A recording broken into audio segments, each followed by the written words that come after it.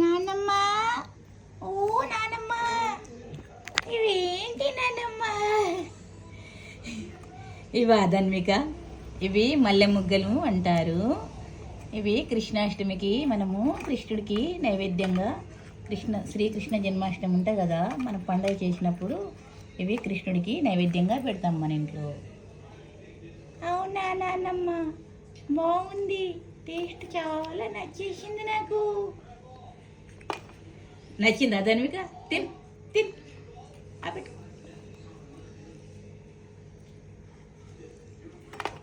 మా చిన్నారి ధన్వికను నేను 2025 ఆగస్టు 17న ఈ వీడియో తీశాను.